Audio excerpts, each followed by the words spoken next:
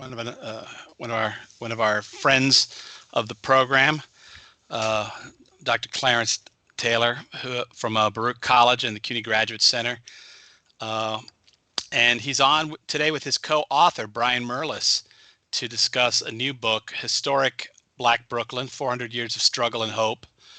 Uh, Dr. Taylor, of course, is a graduate from Brooklyn College and the CUNY Graduate Center, and has published several books previously, including Fight the Power, African Americans and the Long History of Police Brutality in New York City, Civil Rights in New York City from World War II to the Giuliani era, and Black Religious Intellectuals, the Fight for Equality from Jim Crow to the 21st Century.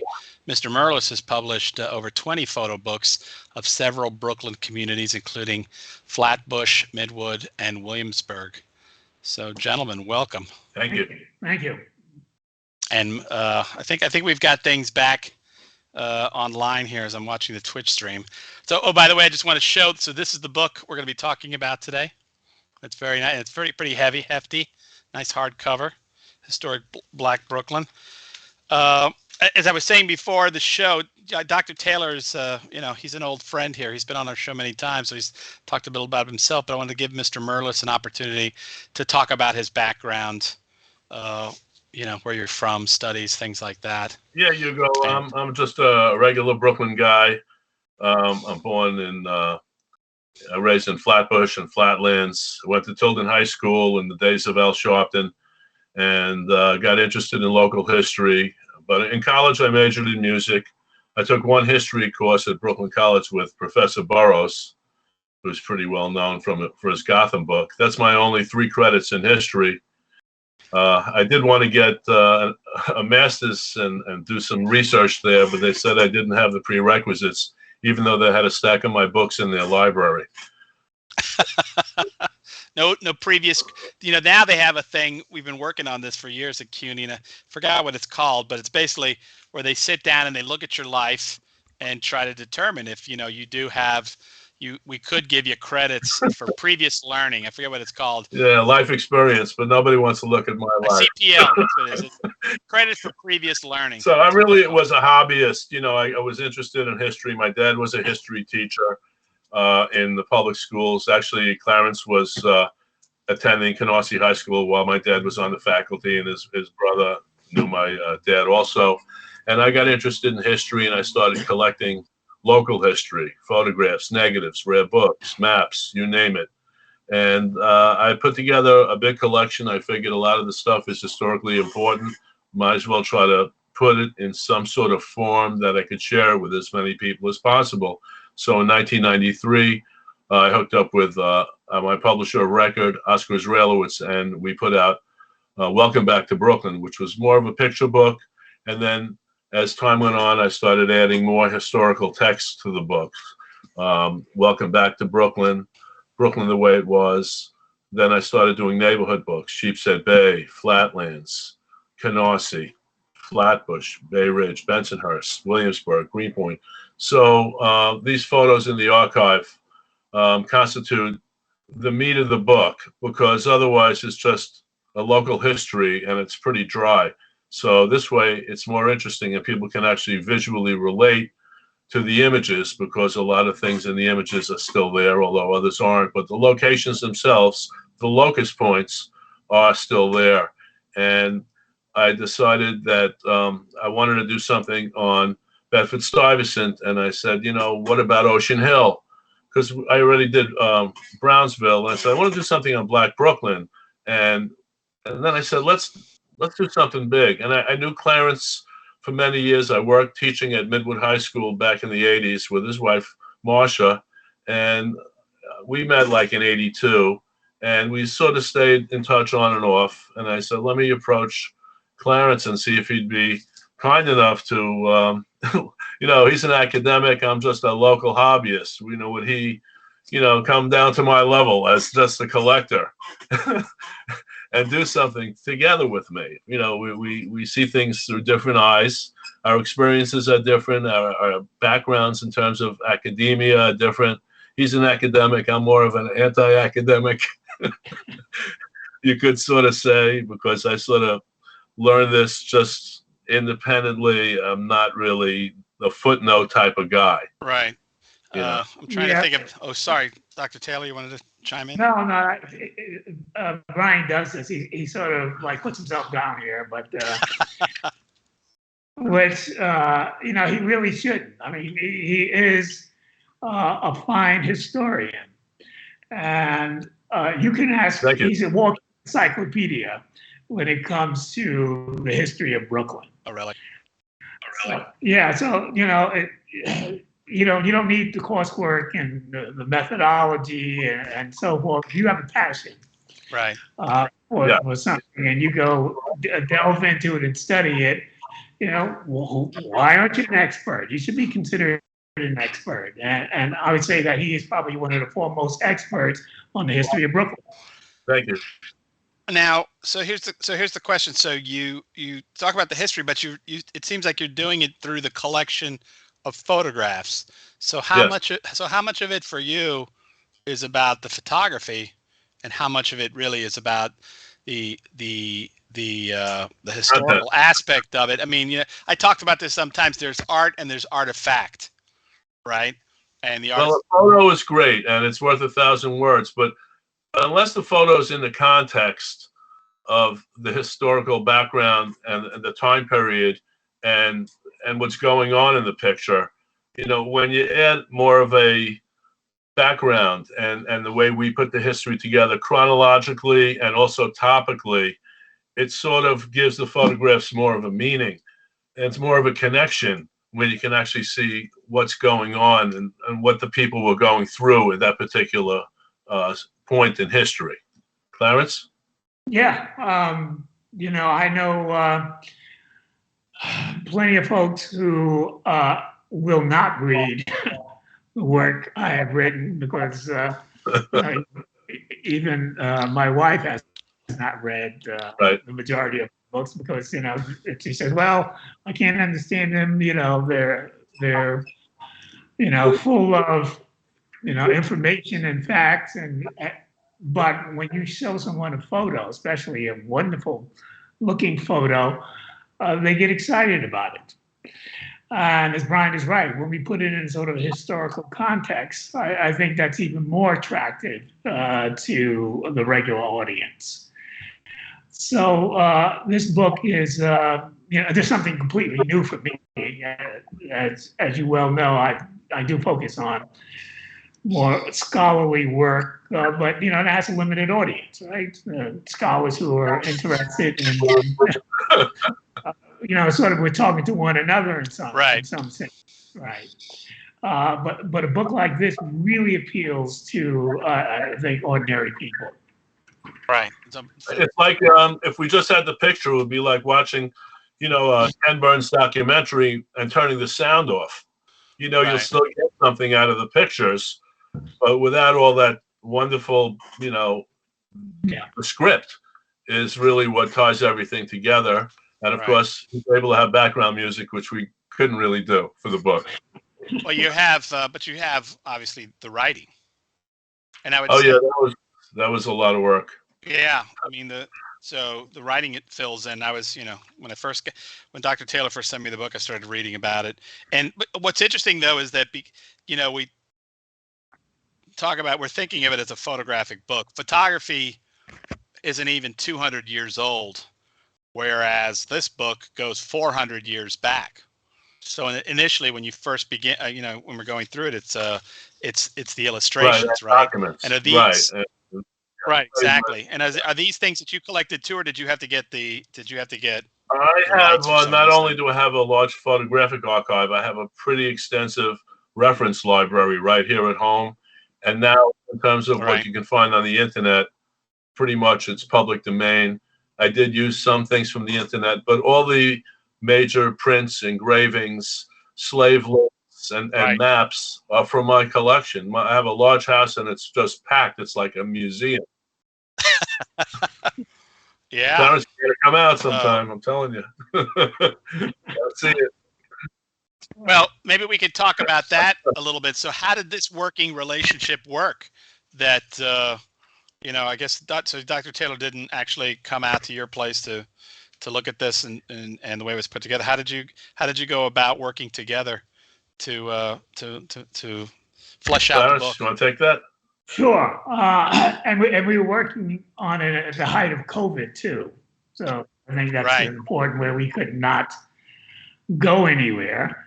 But that's the wonderful thing about doing stuff online. So we were able to, in particular with the text, go over the text, look at the history, go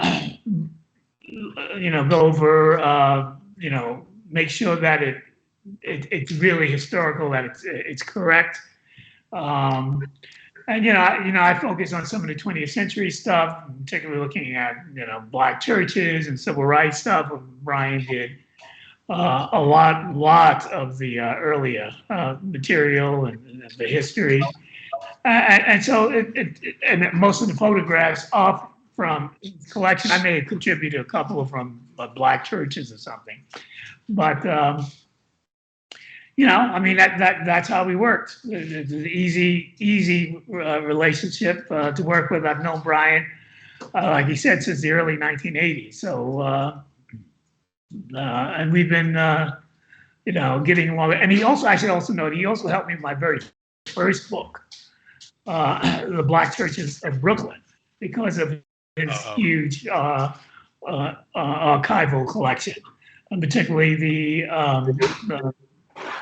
stuff on the almanacs and everything. Yeah. That's correct. Yeah. So when you were putting together its structure, why did you determine? So, for example, it begins the first, I guess, 62 pages. It's broken into, like you were saying, thematically. So there's early history, education in Brooklyn, the 20th century, and then the religious institutions. And then it goes into the neighborhoods. It goes through the history of each neighborhood. Why did you decide? It was very challenging putting this book in order. In fact, we did hire a consultant to help us out, somebody who Clarence knew, and she's like an editor, and she directed us into the most logical format, because it couldn't be totally chronological, because then you'd be talking about the schools or the churches all throughout, and we figured those were worthy of having their own chapters and focusing upon that. And then at the end we put the neighborhoods, and at the beginning we had the early settlement, the Dutch, slavery, free blacks living together, and then the periods of colonialism and the revolution. And we sort of there would be no real perfect way to do this book. So we sort of had to figure out the way to skin the cat the most logical way, and with some compromise, because there's no perfect way to do it. It's like a flat map of the world. It's always going to have some distortion on it, because you just can't put a curved surface on a flat table. So history is not an exact science like mathematics. So we had to round this out and make it as presentable and as organized as we could, considering the material we had and then the time period of 400 years, which was covered. Right, Clarence? Yeah, that is correct. I mean, if we would have did just neighborhood by neighborhood, this book would have been like 1,000 pages. Right. Yeah, so I know. No.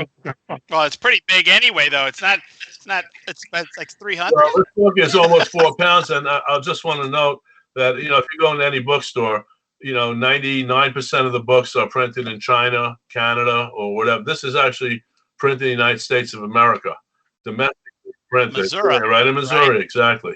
Yeah, you know it. I was looking at, as a photographer, I was kind of looking into the photographs and trying to figure out, because it's always, this is one of the things that happens when you're printing images and text. Sometimes you have to make some decisions about how. Well, the layout was done by a person I've also done several books with. His name is Ricardo Gomes, and he's a genealogist, historian. He runs a website just on the history and images of East New York. And fortunately, he was able to devote countless hours into laying out this book as a favor to Clarence and myself. Oh, nice to have friends who know how to do things. So in putting together the book, what did people say this a lot, like journalists say it, artists, we say it as well, is like, there's something that you learn in the process of the making, particularly because you obviously, again, you're experts in your own fields, but you've come together to do this hybrid hybrid piece. So what are some of the things that you learned from doing this project together about Brooklyn, or even the work that, or even just besides working together, and this, the juxtaposing the image and the Clarence, text. you want to start out? Sure. One of the things that we see in this book when we look early on is the integrated areas of Brooklyn, institutions that are integrated. So we see early on in the 1900s, looking at public schools. We see black and white children, and loads of these photos. Right. And you sort of juxtapose this to Southern history. Right? Outside, we know that yes, there were no doubt racial barriers in Brooklyn. Historians have noted this for a long time. But on the other hand, what also comes to light in these photos is also how people attempted to forge integrated neighborhoods and communities. So that's one thing I think that I would say surprised me, but I'm glad there were a number of photos that Brian had to demonstrate this. Yeah, there's a lot of images that show cooperation and documents, and there's a long history of racial cooperation. And throughout that time, there's also was racial conflict. So there's a dichotomy, just like at the time of Brooklyn's early settlement in the 17th century, you had free blacks and blacks who were enslaved at the same time period. So there's two sides of the history as it progressed over time. And I learned through a lot of the documents and pictures that show that black and white people lived in a very, very parallel way. They were affected by the happenings in America, whether it be the Civil War or the Depression. And there were more parallels than differences in terms of the struggle, as struggle was apparent in all of the ethnic groups coming up. Of course, blacks faced special challenges along the way, which is definitely documented. Yeah. Yeah. And from one of the things, I guess, when we think about, we always think about, and this happens to New York too. It's because New York is a city which is constantly, making itself new, and by virtue of doing that, forgetting about the old, we look at New York and we don't think about it in it, how deep the history is until Rick Burns, Ken's brother, made that, that was really shows just how much history is in this town. But also the fact of the role of Brooklyn for Black America, again, as far as a center for the abolitionist movement. Oh, yeah. Right.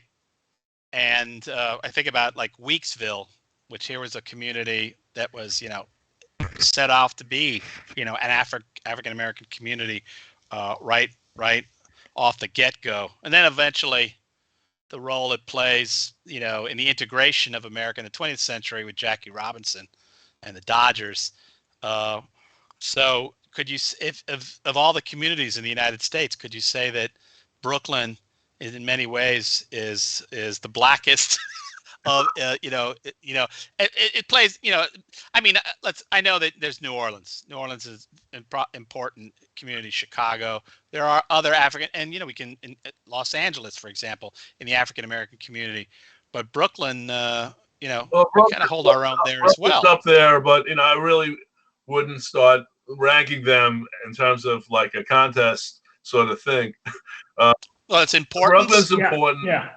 Yeah. Harlem, I think, gets more attention. Brooklyn a little bit more. Everyone's focusing on the Harlem Renaissance, the Harlem this, the Harlem that. but that really encompassed Brooklyn also. It was the New Negro movement. That's what it was called. The Harlem Renaissance was probably a name given by some white professor somewhere. It was the New Negro movement, and it was very, very big, and it was in many cases centered in Paris as well as Harlem. That's where a lot of the artists were living and working and learning. In Paris, it was a connection between Europe as well as the United States, because a lot of blacks weren't accepted or given opportunity or given gallery shows. Many of them did their best work in Paris. That even depicted New York. Clarence, you know all about that, I'm sure. Sure. But the point you just made in terms of when people look at New York history and look at African American history in New York, the focus has been on Harlem. Right. And in terms of leadership, looking at people like the Reverend Adam Clayton Powell Jr., and of course, looking at the protest movements, they look at protests in Harlem. When they look at black churches, they were talking about the churches in Manhattan and Harlem. And Brooklyn gets very little play in all this. Right.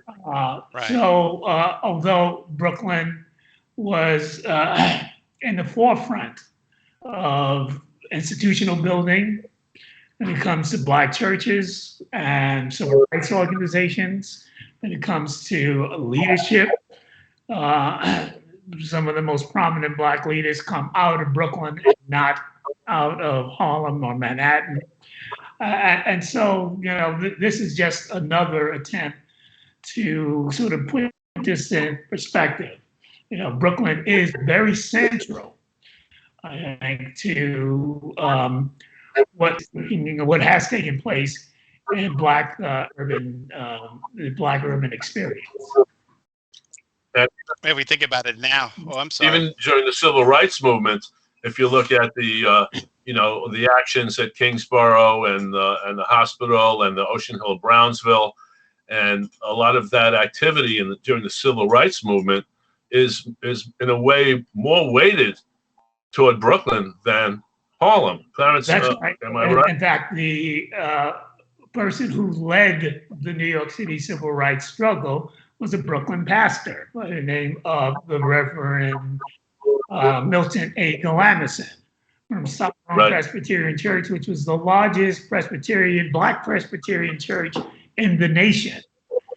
Wow. And it's Galamison who leads what became the largest civil rights demonstration in the country. Didn't take place in Birmingham or any other place in the South. It took place in New York City, led by this Brooklyn pastor. So we clearly need to have much more focus on Brooklyn.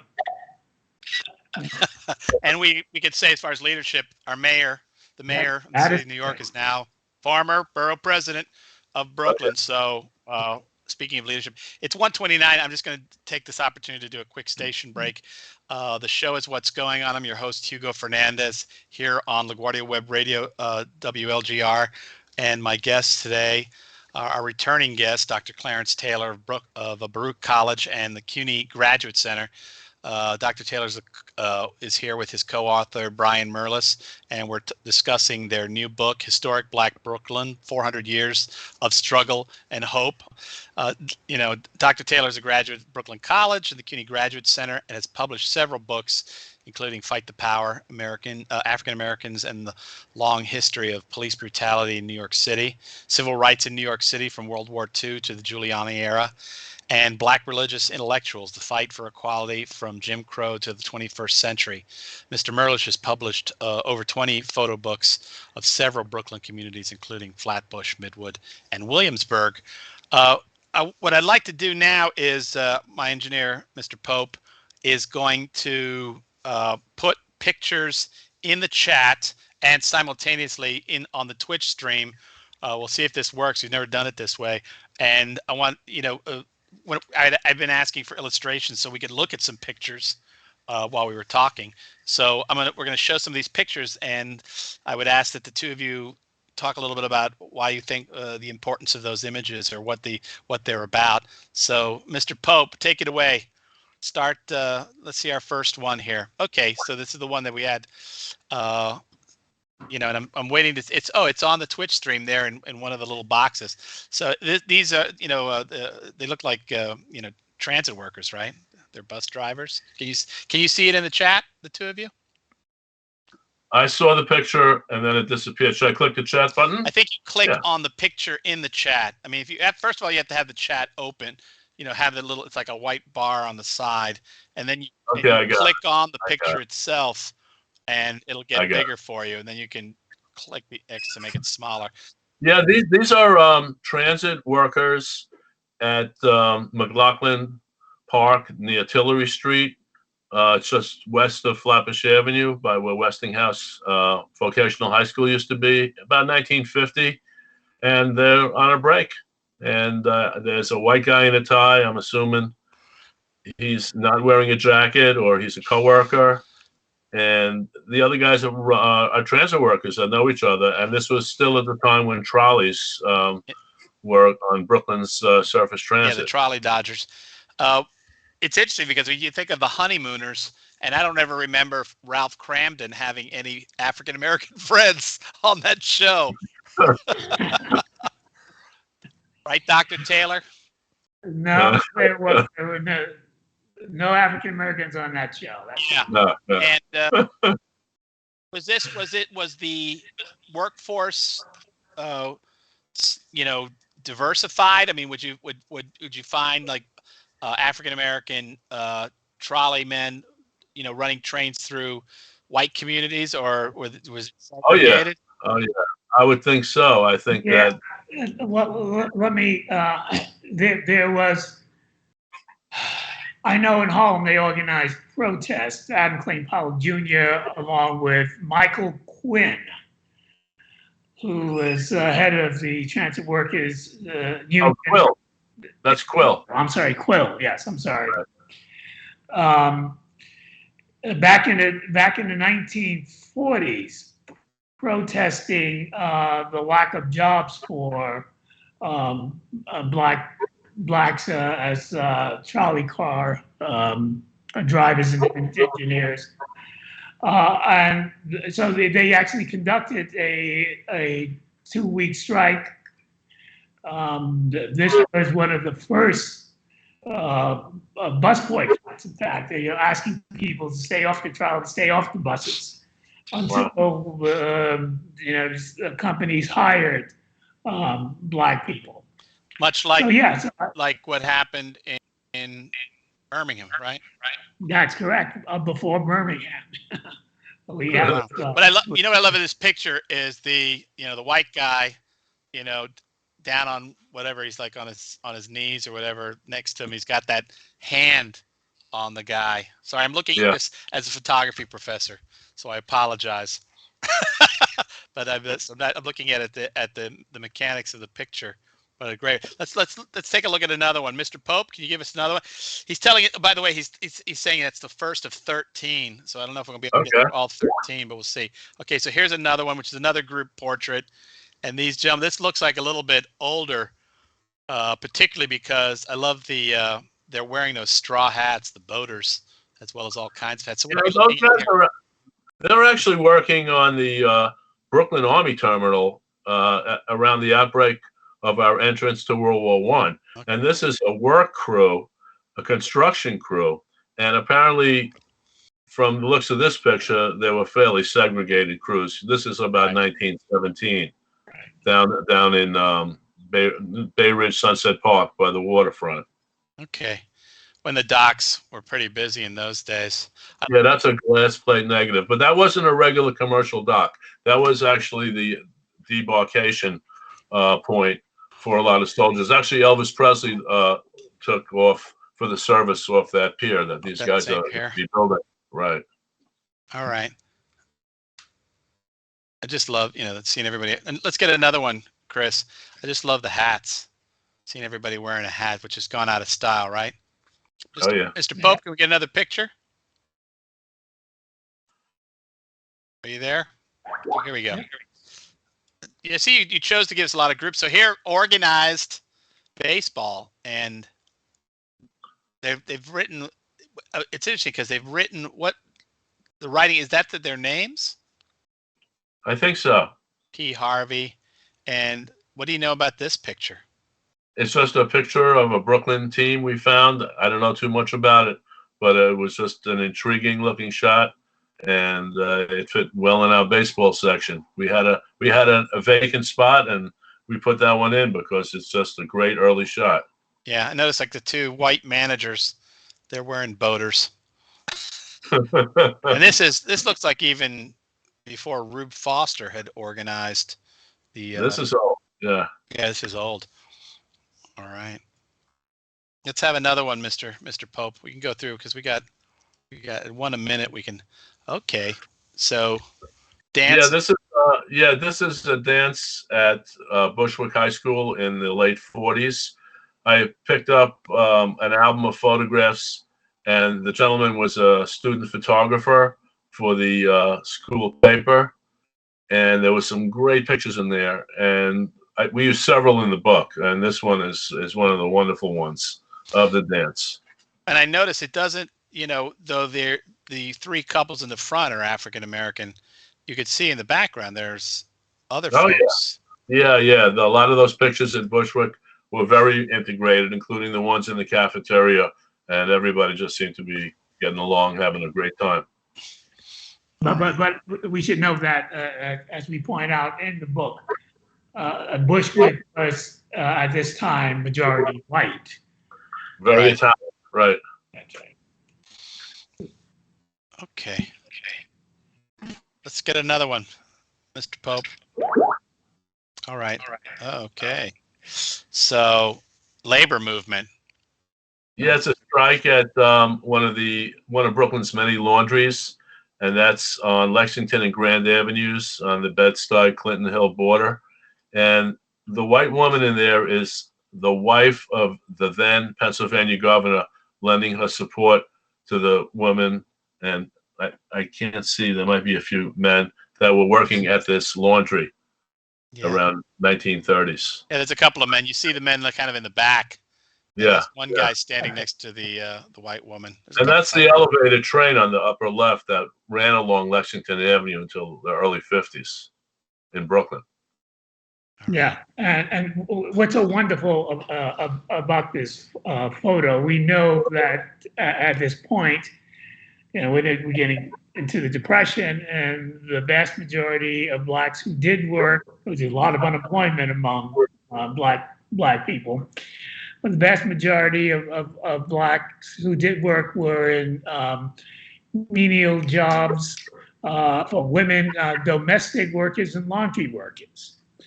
And of course, they faced a lot of abuse and exploitation. And so to see that women here organizing to get better pay and, in some of the, or at least alleviate some of the hardship and abuse that they face as laundry workers. It was a hard job, a lot of hot steam, and these workers were real sweat houses working in the laundry. And as I said, Brooklyn had many large laundries dotted throughout the borough, and they had diaper services, and somebody had to open up those old diapers because in those days they didn't have Huggies. Yeah, exactly. You use your diapers. You sent them out to the laundry, and you had people who were on the bottom end of the labor scale, who were the ones who were actually doing all that dirty work. Yeah, you could still do that. It's sometimes they give those to people as a luxury, but yeah, you're right. It's not a great gig. Mr. Pope, let's get another one. We're going at a pretty good. Okay. This is a picture down by Myrtle Avenue in what was called the Black Belt, which was really not a black belt. It was really primarily Irish, but a solid percentage of African Americans were there. And I think she might have either owned this store or was a customer there. We could not figure it out. That's all the information we had was the picture, the location, and the year. Right. And this photograph is taken by Percy Loomis Spear, whose entire portfolio is in the New York Public Library. Oh, nice. Although his negatives are on the market and are currently offered for sale individually on eBay. You could buy them. Okay. What's this? I noticed in some of your pictures, there's like another picture on top. Is that because these came from like scrapbooks or something? Not necessarily. No, usually these are individuals, individual photos. Maybe that just happened in your presentation Yeah. materials or something. Mr. Pope, let's have another one. We're doing pretty well here in the clip. Ooh, horsing. Oh my gosh. Yeah, this gentleman, his first name is given in the book. I don't have the book in hand. I've got the book in hand. I'll take a look real quick. Yeah, he was working for the gas company by the Gowanus Canal. Oh my gosh. I guess that's before the Gowanus Canal became what it is now, which is like a super fun site, right? Well, it was getting messed up back then, and this is by like De Gros Street near Hoyt. And there were the gas companies there that eventually became Con Ed, which was consolidation of all the independent gas companies, like the Citizens Gas Company of Brooklyn. And they had these big gas works, which were probably very grimy places to work. And they did hire, all different people to work in these jobs, moving things around and cleaning things. And if you were skillful, you'd be a plumber there. And blacks did have skills. They were skilled. It's not like blacks just constituted the entire bottom end of the labor chain. They were, professional blacks at that time. They were blacks with skills and artisans and plumbers, and painters and pharmacists. So it's not, we don't want to get the impression that it was just the bottom or entry level positions filled by black people. That's right. And his wonderful book, The Philadelphia Negro, W.E.B. Du Bois, notes the large numbers of skilled workers that exist among African Americans. And eventually they were closed out of these jobs, these professions, as Jim Crow route. Oh yeah. In this picture, I love the fact that he's got this white horse. It's just such a magnificent horse. Yeah. Another one, Mr. Pope. What we might do is go into the last quarter hour, unless folks start asking questions in the chat stream, so we can get through all the pictures. This is from a series of photos taken by a fireman in the 1960s who was very close to the community. He lived in Greenpoint, and he gained the trust of people in the neighborhood, and he took a whole series of photos, of which I was lucky to acquire the negatives several years back. I printed them in my darkroom, and we selected probably about 15 to 20 of them, taken by Bill Vittel. And this is seen in Brownsville, not far from his firehouse. All right, when you say that it was a fireman, and I don't know why this question popped into my head. Maybe it shouldn't matter, but he was a white fireman or an African American fireman. White fireman. Yeah. But there were black firemen in some of the pictures. There are some, yeah. But I noticed this curves too. Again, is this something about the presentation? It feels like the picture curves a little bit or something. No, that's taken from the book, so it's going to be. Oh, I see. So it's curved that way. Right. Those are just beautiful, those wonderful faces. Those children. Right. Oh, yeah. They look. Yeah. Mr. Pope, how about another one? Okay, so this looks like a grid. Oh no, it's different on the cut rate drugs. That's just basically a neighborhood scene with black people living their day-to-day lives, just like the white people did, just like all people did. Shopping on like Sutter Avenue in Brownsville back in the early to mid 40s.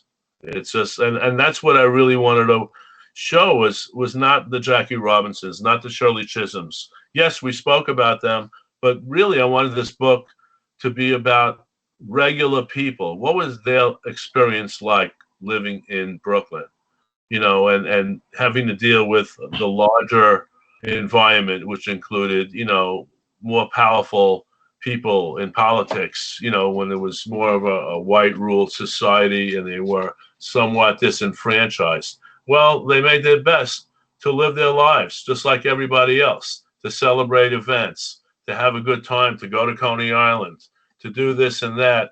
And I found that, I found that through these photographs, and they're the proof that Black people were there, and they took part and they contributed to Brooklyn and Brooklyn's, prominence. Yes. Right. Yes, right. Notes here. This is essentially challenging the popular narratives Right. that existed and that still exist. When you talk about Black neighborhoods, people think about just crime, they think about disorganization, they think about chaos. And what these photos show, no, that's not what's going on. Yeah, there are challenges, and we don't brush over that. But people are just getting on with their lives. They are involved in entertainment. They're involved in. You see them going to work. They're involved in taking care of their children. Children are out playing. These were just ordinary people who carried on, their lives in the best way they could. Right, and even during the course of me doing this book, I brought up in mostly white neighborhood, and what we would see about the Black community would be on television, on the news. Would be like crime and heroin addiction and all this horrible stuff, when that was just a tiny piece of the picture. And of course, we grew up with friends who were different from us, and we went to school. We had different types of friends, whether they be Irish or Italian or Spanish or Black. But what the media gives offers a skewed presentation of what things were like. Because if you were to go to those areas, you see like 99% of the people are doing what everyone else is doing, working, coming home, watching TV, listening to a ball game, playing music, doing what everybody does. And the parallels are there. And so it opened even my eyes, to really the true reality that a lot of people don't know, and even today they don't believe. Right. By the way, I'm just going to mention that folks watching on the Twitch stream see one of the things it's doing is it's kind of like elongating the images as opposed to the way we're seeing them in our chat. Mr. Pope, I think we have a few more, right? See the next one? Okay. All right. Well, this looks like you could almost pick the year and date because it looks like it was one of the New York strikes. Well, you could certainly buy the cars as well. Yeah, right? it was either a strike or just to show an example of what things could be like in underserved communities during a time of budget cuts, whereas the white neighborhoods would have their garbage picked up periodically because they were more, connected, and they were able to be fortunate to donate to the politicians, and whatever the situation was, the last people to get the best social services were people of color in areas like Brownsville or the Central Spine of Fulton Right. Street. And this is what happened, and the place was disgusting, and that's what caused a lot of the the people to make disruptive activities going on, because situations like this were unacceptable, and you have that throughout the city in terms of whether it's in schools that are underserved, and this is just a picture taken in Crown Heights probably during the 70s by the cars. Right, Clarence? Yeah.